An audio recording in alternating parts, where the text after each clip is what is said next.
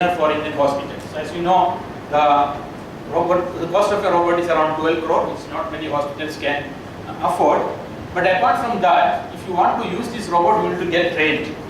And there are no training robots available, and you have to use the same robot for training also. So the cost of training is as high as cost of surgery. So to get trained in a surgical robot is very difficult for Indian doctors. So as a first step, we want to have a trainer which is almost same as the real robot, surgical robot, but probably we will not use it for surgery because of the safety concerns. You need to get a lot of clearances. So we want to get a first stage, a trainer, and the second stage, the real robot. So first we developed it as a trainer robot with all the features which can be extended for real surgery. So the requirement we identified were two slave arms. So there will be two slave arms which actually will hold the tool, and there will be one camera arm with a very limited degree of freedom. I will tell you about this 7 degree of freedom, what are the 7 degree of freedom shortly. Then there will be a camera arm with 1 degree of freedom. So initially you want to go for a 2D vision. You can always extend it because you just change it to a 3D camera, you get a 3D vision. And two master arms, sorry, this is a spelling mistake. Two master arms of 7 degree of freedom. So there will be two master arms, 7 degree of freedom, and vision system, haptic feedback capability, clutch, brake and safety features. So there will be a clutch, brake and safety features. The clutch is the required because we will be having two master arms and we will be moving it. Like our mouse, when you reach a particular position, you have to keep the mouse, take the mouse and keep it somewhere else and move it. So that will be from the screen motion to the hand motion will be matched. Same way, when you try to move these two master arms, sometimes you will reach that you have reached a position where you cannot move further. The tools are still apart from the actual position. You want to still move the tool further closer, you won't be able to move. So what you need to do is you have to take it back and then put it position and then again start moving. So to do that, you need to have something called a clutch, so that you can disengage the motion of the master and slave and move the master around and then move the slave. And other features like brake, safety and all other features will be mentioned. So it will be like this: you have master control with the master console, robotic master control input device, and haptic feedback and vision system. Patient side robotic slave arms, surgical manipulator, camera arm, feedback sensor, camera, and 3D or 2D windows. That is the system structure. And this will be the way how the system will be interacting. So we will be having surgical control with all these elements. We will be having the main controller, then slave arm left, a grasper with the grasper, slave arm right, grasper, endoscopic camera, vision. The main controller is the teleoperated simplified architecture. Yeah, we'll start with the slave arm design. So the slave arm is the one which actually will be near the patient, and it has to hold the laparoscopic tool. As I told you, the laparoscopic tool has to have many motions. First of all, it needs to have this up and down motion, needs to have two rotations about this point.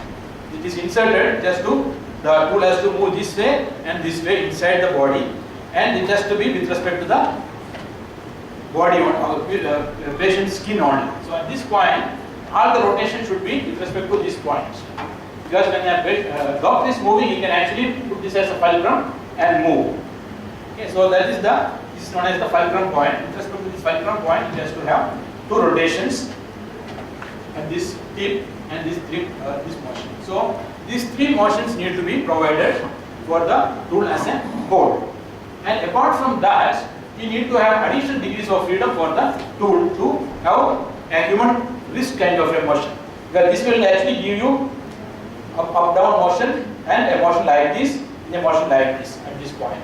But this motion needs to be additionally given. So you need to have additional degrees of freedom here for better dexterity of the tool, as well as you need to have the roll motion of the tool also. The tool has to rotate here. So we need to have minimum 7 degrees of freedom to achieve all these things.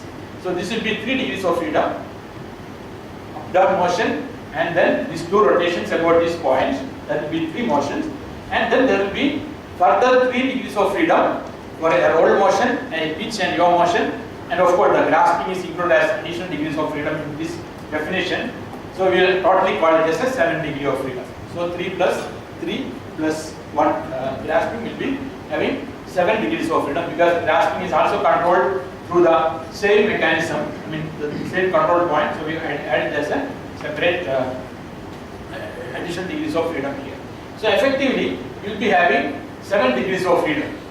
Okay, so there will be a rest point over here with respect to which it can actually have rotations. So 1 degree of freedom like this, and another degree of freedom like this, and a roll motion. So these 3 degrees of freedom is being provided at this point. So that is the 7 degrees of freedom. I think I have another figure to show this here. Yeah. So here you can see that the tool will be having, first you will be having 8 degrees of freedom here, up down, and this motion and rotation, and you will be having additional rotations here, these 2 motions and this motion, that will be totally having 7 degrees of freedom. Okay, so this point and this point will be having rotations, will be getting 7 degrees up down, in out, and side, and then yaw, pitch and roll and the grip. So you will be getting 7 degrees of freedom for this. Okay, so 90 degrees of articulation. So normally in industrial robots we don't call gripper as action as additional degrees of freedom, because gripper is not really considered as part of an industrial robot, it's an additional attachment. But here it's a part of this, that's why we added as an additional degree of freedom. So this is the 7 degrees of freedom you need for the robots. But it's not only this 7 degrees of freedom. An important concern is that you need to have something called a rotation with respect to this point. As I told you, the body, the tool will go inside the body, and all the rotations should be with respect to the entry point only. Because if you are holding a tool like this, if I am holding a tool like this, I will be rotating with respect to the holding point only. But in this case, not the holding point, at the point where it enters the body is the point of motion, and that is known as a remote center of motion. So this is the body, and I will be inserting the tool here.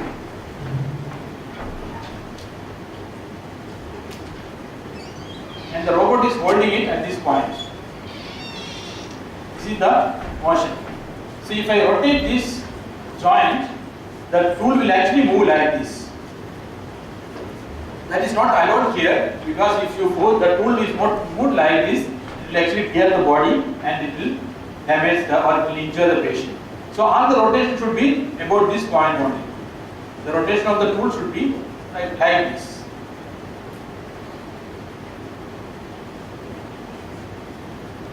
So if at all the tool has to be moved, then this is one angle of motion.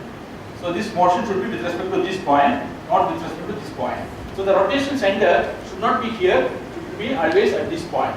This is known as the trocar point in surgery. Trocar point, where something called a trocar will be inserted and the tool will go through that. So all the rotation should be at this point.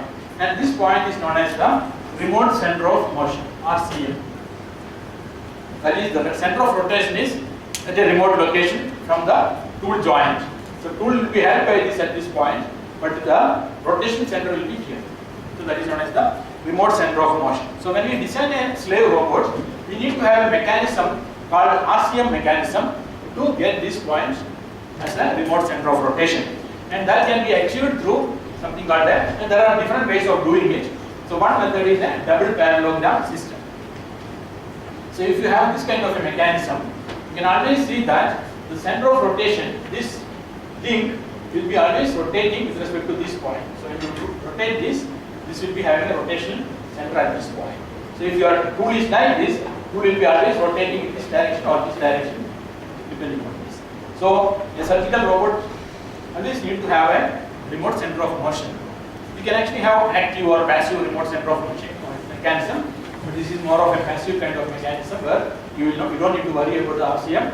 Always it will be along this axis.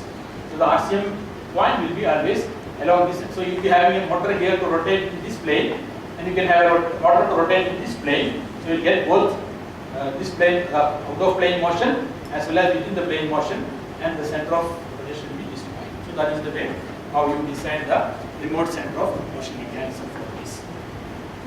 So this shows the design of a remote center of motion mechanism.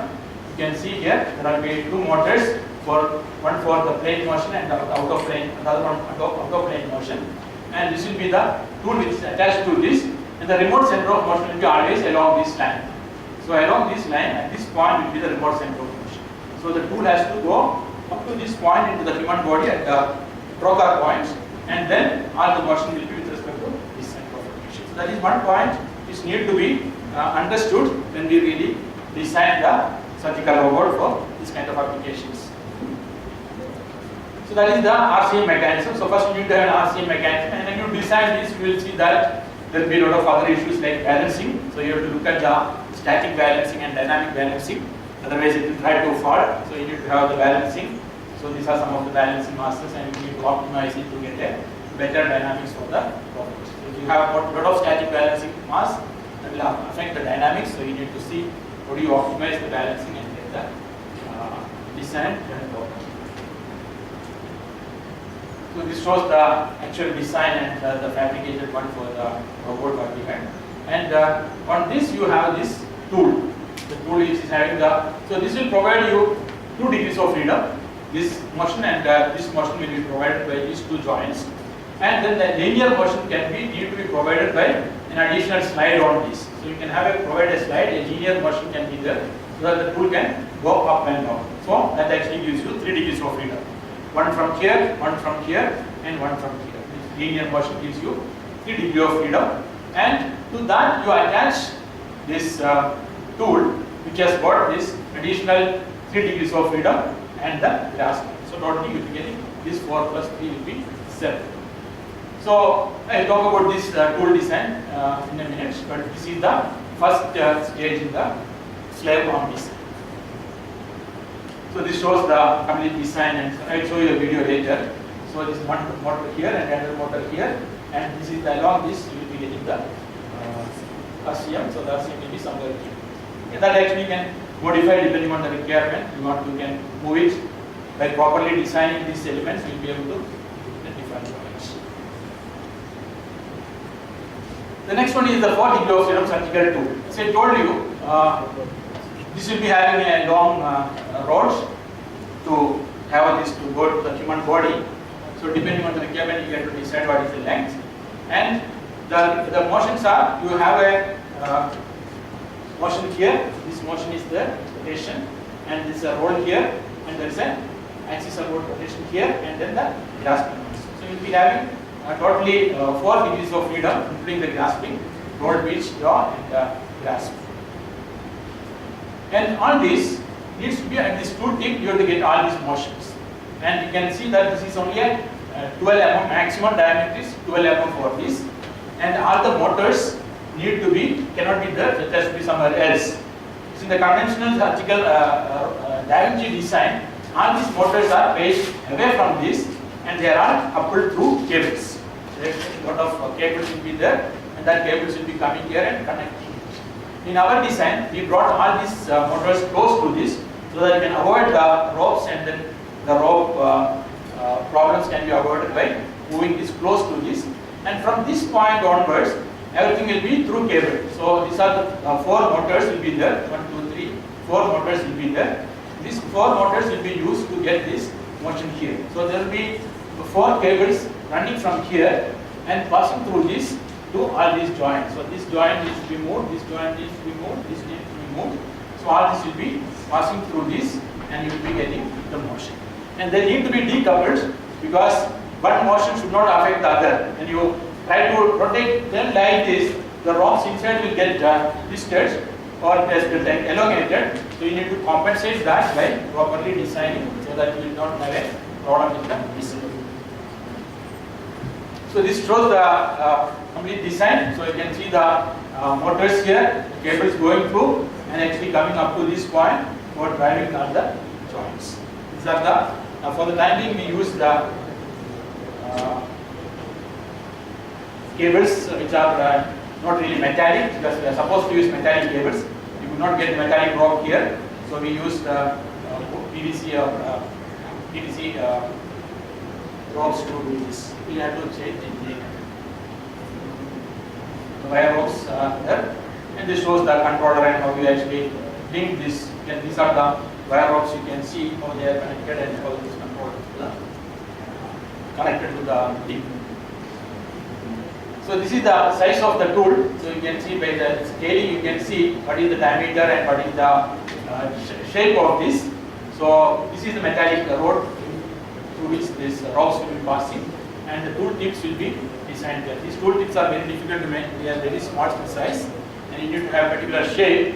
So we actually got it 3D printed, metallic 3D printing. That was the most easiest thing to do. So these were 3D printed, and others were assembled.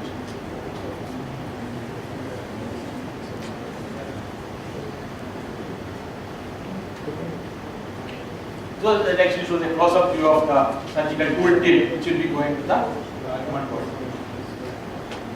And so this is the assembly. This is the passive arm, which will be placed close to the surgeon, to the patient. You can position it based on this, using these joints, passive joints. You can position wherever you want for initial surgical motion. So like this, we have two surgical arms. These are the two robot arms, slave arms, and this is the control box. We have used all BLDC motors for controlling, and this actually shows the controller box for these BLDC motors. Another one is the master arm design. So in master arm, again we need to have the same kind of a design. So you have 6 degrees of freedom, master arm in the grasping action. We need to do the static and dynamic balancing, haptic feedback, and ergonomic design, decoupled positioning and orientation. So I will not go into the details of the balancing and other things. I will just show you the design. So basically, we need to have a simple design where we can use get the XYZ position changes as well as the orientation changes. So we actually decoupled using a gimbal mechanism here, and these 3 degrees were used for positioning, and these 3 degrees were used for orientation. And there is a grasper attached to that, so that the grasper can be moved, so that it will imitate the grasping action. So this was the final design. That was the concept, and this was the design. You have a gimbal assembly here. You have this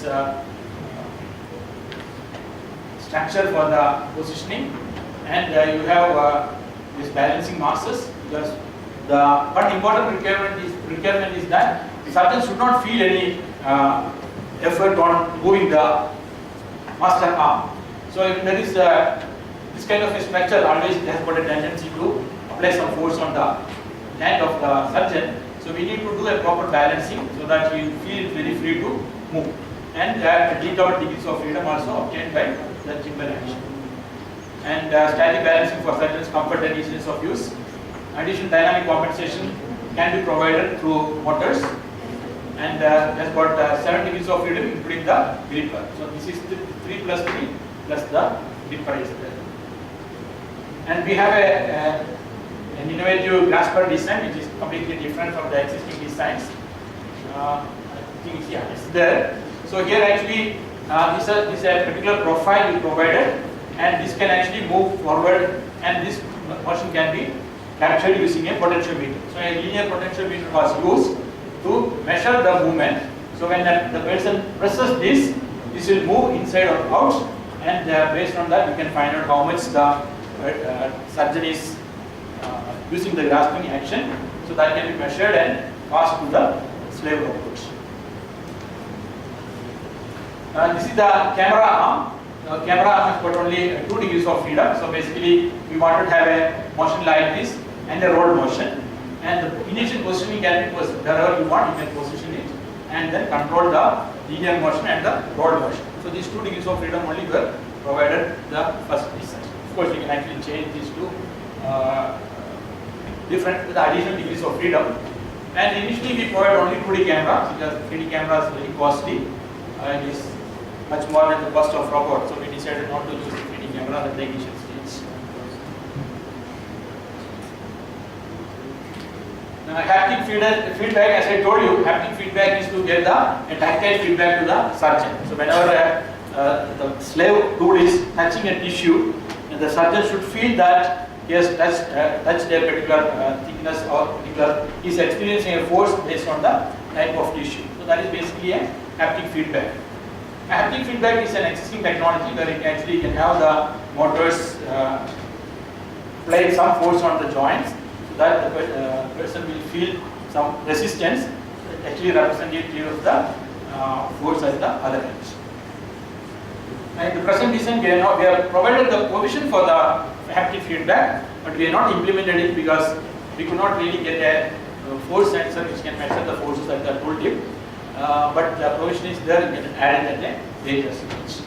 So, but it's still possible to do it. Few slides on the control part. So basically, this actually shows the general control scheme. We'll be having the position, speed, and torque inputs, and that will be used for controlling the individual motor for position control. So the position sensor will give the data and accordingly check the tested position and control it. A single axis control. So if you look at a single axis of this, you have this controller drive, that is the e-post drive for the maximum motor. We use the maximum motor for all the joints. So maximum motor and the e-post controller, and that will be used for all the joints. We will be having an emergency brake and control all the joints. All the motors will be having a similar kind of a structure, which will check the position, velocity, current, and status. So overloading and all those things can be checked for each joint. And then this, I think, can be compared to all the 7 motors. So you have a master to stereo, we use a stereo controller for this, and 7 echoes for each joint. And this master control integrated to the slave control through a PC, and the inverse and forward kinematics of the master and slave were considered to calculate what should be the joint angles at the slave corresponding to the master. And we actually use where you can have a scaling ratio, variable scaling ratio. So scaling 1 to 7 or 1 to 10 can be implemented, so that when the master is moving 10 mm, slave can move 1 mm. So that kind of a ratio can be established through a software. This shows the system architecture. Difficult to explain all these things here, but you can see this is the master console. Okay, this master console will be having all the information which will be passed to the central controller, central controlling unit. It will take from one port, it will be taking all the information to the central controller, and from the central controller it will go to the slave unit. Each slave unit will be having, within the slave unit you will be having the motor controller, and motor controller will be giving the data to the controlling the motor to get the desired joints, and the joint movements will be collected and sent back, and it will be passing through this and then so this will process that information. So this is what happens in the controller about how to control each joint for a desired motion. Okay, so I'll stop with a video of the whole robots.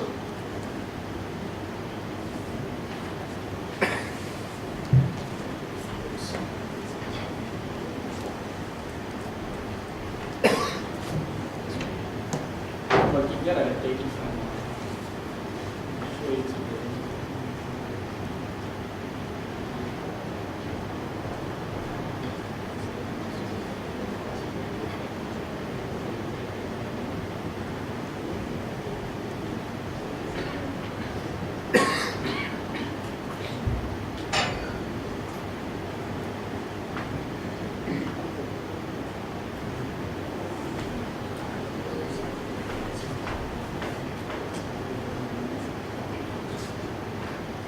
So this is the master arm. We have 2 such arms. So this is how the surgeon will be holding this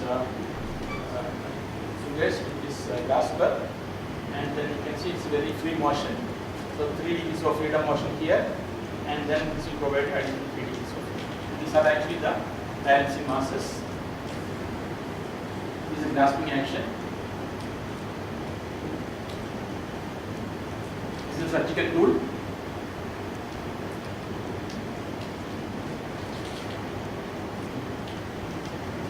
The ropes which actually drive this.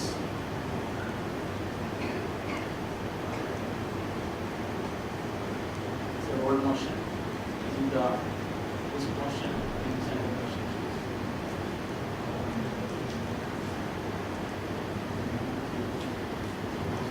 very dexterous motion. These are the two slave arms. This is the RCM mechanism. You can see the center will be RCM will be somewhere here.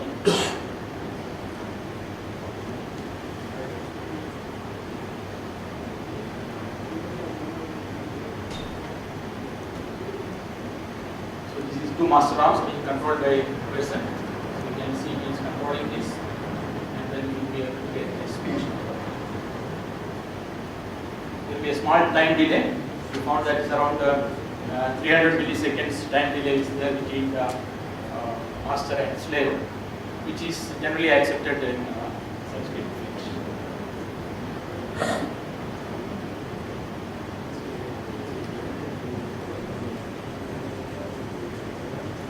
Okay, so that's all about this.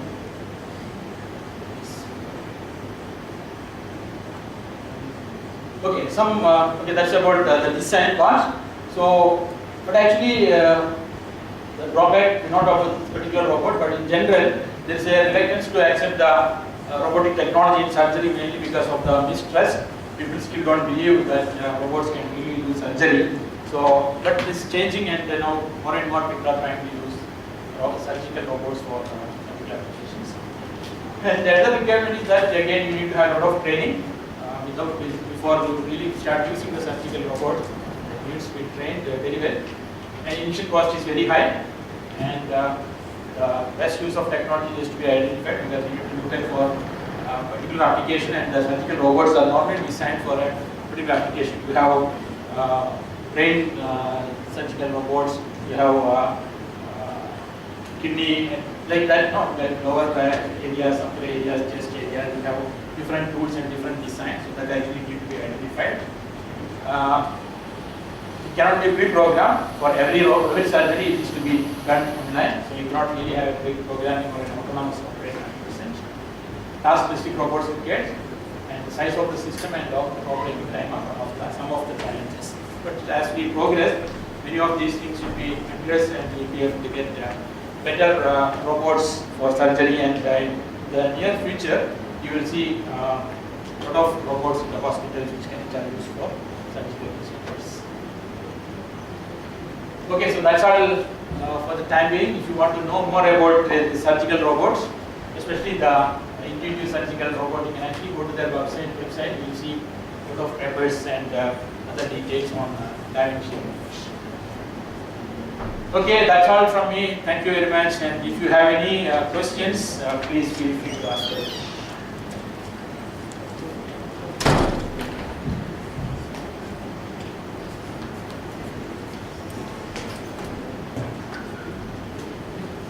Any questions? Yeah. How is this testing where since this surgicals are very sensitive, the testing phase is very important. So in the lab, what kind of Actually, if you really want to get it approved by FDA, like let's say the agency in the US, so this laboratory will not work. So you have to take it to the clinic, and the clinical trials need to be carried out. And there is a protocol for which you can actually what kind of test to be done, how to do the test. So you have to completely follow all these things before you get an approval for that. So whatever that's why we decided not to go for a real robot, for surgical robot, because it will be very difficult for us to get these clearances. But the training robot, we can always say we are not going to use it on human, then it's all relaxed. That's why we decided to go for a training robot rather than a surgical robot. And once we prove and we are confident, probably we can take it to the next step. That is the idea. But it's very stringent conditions are. And this company, Da Vinci, they actually have an umbrella patent. It's very difficult for anybody to come up with a robot with a design, because most of them will be somehow they will be infringing their patents. That's why nobody is able to come up with a new robot. But most of the patents are now 20 years old, so they are out of this patent coverage. That's why new robots may appear in the next few years. So what could be the worst case reliability of the surgical robot system? Like while doing the surgery, the doctor has to watch the display and all. In Yeah. case the display fails Yeah. unexpectedly, what would be the See, reality of the tool? yeah, that is the okay. What actually happens is that the safety features are made in such a way that it can actually stop. Everything will stop at that point. If the doctor presses an emergency button, all the tools will stop at that point. It will not We move have from to there. press the emergency button. Yeah, there will be an emergency button available with the doctor. Why can't we have the hardware working as a feedback for that control mechanism? I would not get that. What do you So mean by that? once the display fails, it has to sensibly some mechanism. It has to stop the robot. Why can't? No, we see, have the display failure need not be need not be the only thing which actually can result in a problem. There can be multiple things can happen. So doctor is the right person to take a decision whether it is an emergency or not. That's why an emergency button is provided. Other feedback safety mechanisms will be inside already. Okay, suppose some sensor is not giving data, there will be a timer which will be checking for the data and all those things. Internal safety mechanisms will be there, but the ultimate authority will be the doctor. He will be there, he can stop. And as per the rules, now as I told you, the technology is such a way that doctor can be anywhere in the world. But as per the regulations, doctor needs to be in the room only. Okay, as per the present US restrictions, wherever the robot is there, the doctor also should be in that room only.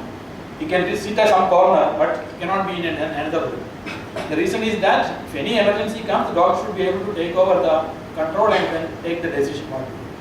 And it's not only one display, as I shown you, there will be another display which is there for the assistants. So they also will be seeing. So they also will caution the doctor if something goes wrong, doctor will not notice. So that's why more or less it's all taken care of. All the safety features are taken care of. But still things can go wrong, but whatever is possible, they have already taken the precautions to avoid any kind of major disasters. Okay? That's why when it stops, it will stop that point. And then the doctor can take out, because we cannot say that go back to its original position, because that may cause some other problem. So when you press the emergency button, it will simply stop at the point where he left. Then he can actually manually retrieve the tools and do things. And I have another question from the underwater robot. You Can I did ask ask me that that now? you were hungry, it seems. Yeah, tell me. Like that. So whenever the robot go in depths of the sea, there is a horizontal as well as vertical pressure applied on the surface of the robot, water surface. The pressure applied on the surface of the robot. Why can't we have the passage through the robot to reduce No, the pressure is actually from all sides. It's not that from top you have another pressure, bottom you have another pressure. The Pressure is overall uniform. pressure is surrounds the uniform pressure. robot. I'm asking, why can't we have the passage, small tiny passage, in order to reduce the pressure on the robot? If the water flows through that, then automatically the pressure is going to reduce in that particular place. No, it will not flow. It's actually the pressure. Water, as long as water is there, we will experience a pressure. Okay. When the robot is moving, there is a water flow. Okay. That will actually reduce the area. Okay. Basically, the pressure is the force is actually because of the area and the pressure. Water pressure is constant. Okay, and then area is there. Okay. So when you try to move down, and if you when you are moving down and there is a hole, that actually reduce the drag forces. Okay. So that much only benefit you will get. Otherwise, there is no change in the pressure as such. Okay. Since the device is for training purpose, basically what you're doing. So why we need that slave mechanism? We only can have that master device with that haptic rendering. So why we need that slave mechanism? Yeah, that is one thing what we thought of. But then we did not want to see if you want to buy 2 robots. The 2 robots will cost you 25 lakhs. Okay, and the idea is that we don't want to stop at the training. We want to take it to the next level. So if you use a industrial robot for that, you will have to start again for this robot. So we wanted to have it as the ultimate goal of real surgical robot. We want to have our slave arms as our own slave arms. One more thing. So like if you want to train maybe the surgeon, so we having both slave and master. So the testing cannot be done directly on a person. Right. For testing, you cannot directly use the patient to do the testing. So you are only depending on the haptic rendering for that getting the feedback while training. No, see, the training is more on the teleoperation. See, always when you play a video game or something like that, you don't get the real feel of what you are doing. So you will try to overshoot or you try to reduce motion. So you need to get that feel of doing a teleoperation. And especially when you have a scaling ratio. So if you are going 10 mm here, you are actually getting 1 mm the other end. So you need to practice it so that you will get that confidence of, okay, whatever you want, you are moving there other end also. That is where you need the training. Okay, you can actually see, but we are not using patient as such, but we can still use what you call chicken or something like that and then do the training. Okay, so and haptic feedback is one thing which actually gives you on tactile feedback. See, that is more than that, the visual feedback is more important. Because you have to move and then you have to touch it and then you have to see what is that happening. Okay. If you look at the existing surgical robots, doctors don't want to have haptic feedback because they are so experienced. When they touch a tissue or when they see a tissue, they know what is the hardness. So after some time, they know how much force they need to apply. So they will say that, oh, I don't need this haptic because that actually acting on my hand and it actually gives me more force on my hand. So let me disconnect it. So most of the surgeons try to they'll disconnect the haptic and then use it without haptic. If the haptic is useful, of course, the initial phase it is useful. At later stage, it may not be of that much use, but we think as at present.